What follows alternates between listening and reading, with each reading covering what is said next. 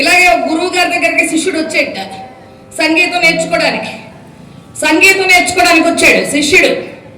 సరే వాడు మొద్దు, ఎంత మొద్దు అంటే ఎన్నిసార్లు చెప్పినా వాడికి రావటంలా.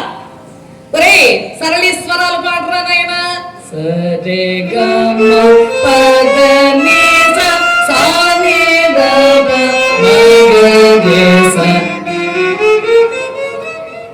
ఇలాంటివి 8 ఉన్నాయి సరళీశ్వరాలు. సరే ఏదో వాడు ముక్కున పెట్టుకుని ఏదో కంఠోపాఠం చేస్తారంటే అట్లా చేస్తున్నాడు వాడు. సరే జంట స్వరాలు సరి రి గ మ మ ప ప గ ని ని స స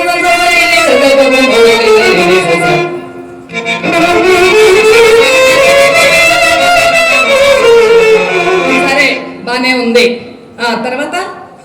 తర్వాత ఏమిటి సరళ అలంకారాలు.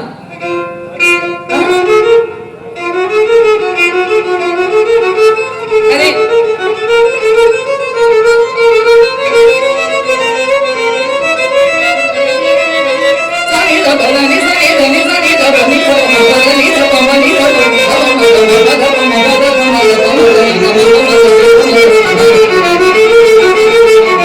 ఇవి అలంకారాలు.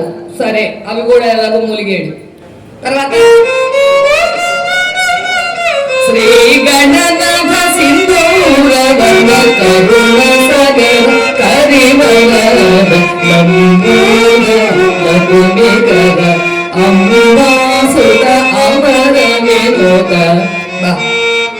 ఎంత బ్రహ్మాండమైన సాహిత్యం. అప్పుడప్పుడు ఇవంతా కూడా గుర్తు చేసుకోవాలి. సంగీతం అంటే ఒక మహాసముద్రం. ఇలా నేర్చుకుంటూ వస్తున్నాడు వాడు. స్వరజతులు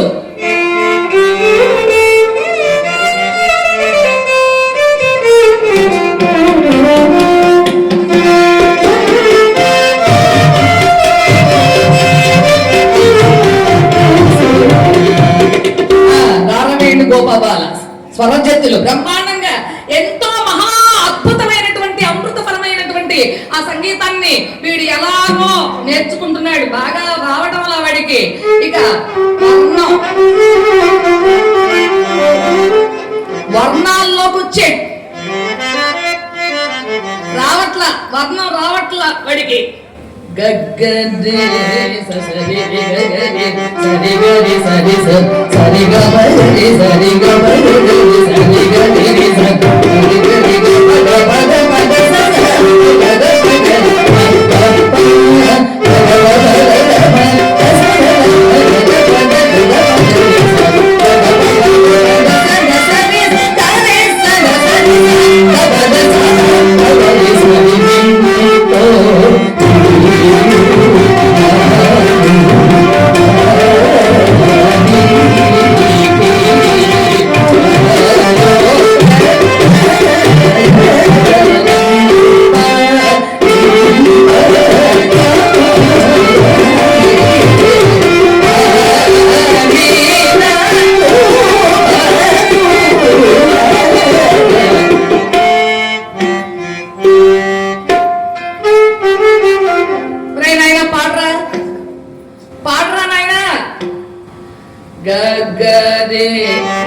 అట్లా కాదురా. గగ్గదే సరి రావట్లేదు గురువు గారు, అయితే ప్రాక్టీస్ చేయి. రావట్లేదు గురువు గారు, అన్నం రావట్లేదండి నాకు. సరే నువ్వు మాట్లాడే మాటలే చక్కగా సంగీతంగా ప్రాక్టీస్ చెయ్యి. నువ్వు మాట్లాడే మాటలే అప్పుడు బాగా వస్తుంది. సరే గురువు గారు, రాగంలో ప్రాక్టీస్ చేయి. మాట్లాడే మాటలు మోహన రాగం, అప్పుడు నీకు బాగా వస్తుంది. సరే గురువు గారు. ఓ రోజు గురువు గారు పేరూరు వెళ్ళాడు. ఇక్కడి నుంచి పేరు. సరే ఈ లోపల చుట్టుప్రక్కల ఇల్లు కాలిపోతుండేటప్పటికే గురువు గారి భార్య ఉంది, ఎవరైనా ఇల్లు కాలిపోతున్నాయిరా. మీ గురువు గారు పేరూరు వెళ్ళాడు. పేరూరు వెళ్ళి తీసుకురా. పేరూరు కాకపోతే పాతకాలం అనుకోండి.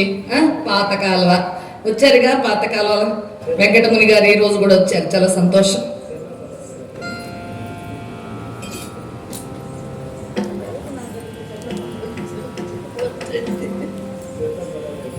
చెల్లపల్లి వాళ్ళకి ఉన్నారని చెప్పని రోజు చెబుతున్నాడండి. మురళి ఇక్కడ ఎవరో చెల్లోపల్లి వాళ్ళు ఎక్కువ ఉన్నారట, అందరూ చెల్లోపల్లి వాళ్ళేనా? ఎక్కువ వాళ్ళే వస్తున్నారని చెబుతున్నాడు మురళి, ప్రతిరోజు చెబుతున్నాడు మీరందరూ బాగా వస్తున్నారని చెప్పని. చాలా సంతోషం అమ్మా, అందరికీ నా ధన్యవాదాలు తెలియజేస్తున్నాను. కాబట్టి ఇక్కడ గురువుగారు పాతకాలం వెళ్ళాడు లేకపోతే చెర్లోపల్లి వెళ్ళాడు, సరేనా? నీ మాట ప్రకారమే చెబుతా, చెర్లోపల్లి వెళ్ళాడు గురువుగారు. ఇక వెళ్ళరా గురువు గారిని పిలుచుకురారా అని చెప్పి అనేటప్పటికీ ఎంత దూరం అయినా చెర్లోపల్లి ఇక్కడి నుంచి దగ్గరేనా? సరే ఓకే. గురువు గారు పరిగెత్తే రెండైతే ఇంకేమి, గురువు గారు పిలుచుకురావడానికి శిష్యుడు పరిగెత్తి వెళ్ళిపోయాడు. పరిగెత్తి వెళ్ళిపోతే గురువు గారు పలానా ఇంట్లో ఉన్నాడు, స్నేహితుడి ఇంట్లో. రారా రారా ఏమిట్రా ఇలా వచ్చావు, కూర్చోరా కూర్చోరా అని చెప్పి అన్నాడు గురువు గారు. శిష్యుడు కూర్చున్నాడు. ఇదిగో మా వాడు ఉన్నాడే, మా శిష్యుడు బ్రహ్మాండంగా సంగీతం నేర్చుకున్నాడు. స్నేహితుడికి చెప్పాడు, ఒరే మనం నేర్పానే అది పాడరా, మనం నేర్పాను వర్ణం అది వాడు అంటే వీడు అన్నాడు, తప్పకుండా పాడుతాను గురువు గారు.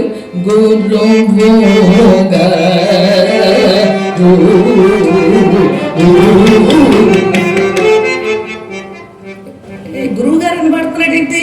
మరి వర్ణం బాగా వస్తుందని నేను అలా పాడమని చెప్పాను అన్నాడు గురువు గారు. సరే పాడమనండి స్నేహితుడు అన్నాడు. ఈ శిష్యుడు మొదలు పెట్టాడు,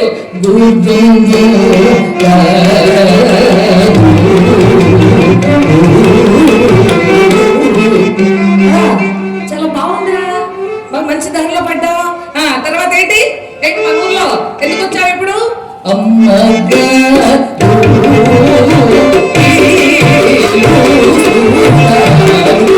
అమ్మగారు పిలుస్తున్నారా? దేనికిరా? గురువు గారు అమ్మగారు పిలుస్తున్నారు అనేదానికి వర్ణంలో చెబుతున్నాడు వాడు సమాధానం. దేనికి అమ్మన్నారా అమ్మగారు? వీడు సాగతీసి సాగతీసి సాగతీసి పాడుతూ ఉండేటప్పటికీ అక్కడ ఇల్లు కాలిపోతున్నాయి. మన ఇంటికి కూడా వచ్చిందేమో రా మంటలో, వెళ్ళి పిలుచుకురారా అంటే వీడు ఇక్కడ సాగతీస్తున్నాడు. అమ్మగా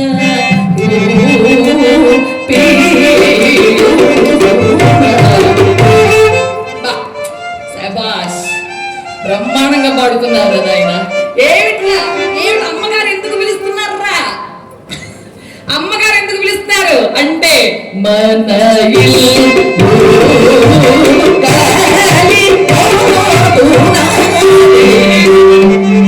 ఇల్లు కాలిపోతుందా? ఊరే ఇల్లు కాలిపోవటం ఏమిట్రా, సంగీతంలో చెప్పడం ఏమిట్రా? మన ఇల్లా చుట్టుప్రక్కల ఇల్లా? ఏమోనండి ఇల్లు కాలిపోతున్నాయని పిలుచుకురమ్మన్నారు మిమ్మల్ని అమ్మగారు. ఒరే నీ బొంద, నీ సంగీతం పాడుగాను పదరా నాయన అని చెప్పని మళ్ళీ అక్కడి నుంచి పరిగెత్తుకుంటూ వస్తే మొత్తం ఇల్లంతా కాలి బూడిదైపోయింది. ఇంత సాగదీసి పడితే ఉంటుందా ఇల్లు అక్కడ? కాబట్టి గురువు గారికి పంగనామాలు పెట్టే శిష్యులు ఉంటారు కానీ గురువు గారికి పేరు తెచ్చే శిష్యులు అందరూ ఉంటారు.